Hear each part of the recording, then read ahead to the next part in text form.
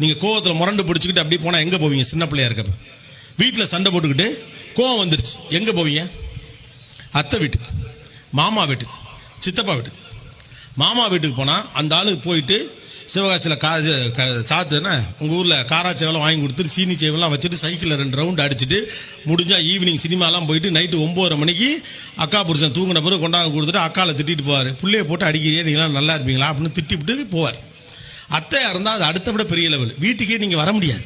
வீட்டிலே கறி சோறாக்கி போட்டு எல்லாம் பண்ணி இந்த பிள்ளைய போட்டு அடிச்சு விட்டாங்களேன்னு சொல்லிட்டு நீங்கள் பிள்ளைய போய் கெஞ்சி தான் கூட்டியாரணும். யார் உங்கோட்டு பிள்ளையவே அவங்க அத்தைக்காரி வீட்டில் நீங்கள் கெஞ்சி தான் கூட்டு வரணும்.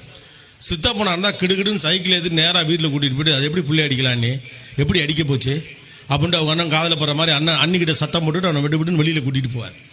புலம்புவதற்கும் பேசுவதற்கும் ஒவ்வொன்றுக்கும் ஒவ்வொரு மாதிரியான ரிலேஷன்ஷிப் இருந்துச்சு இல்லையா?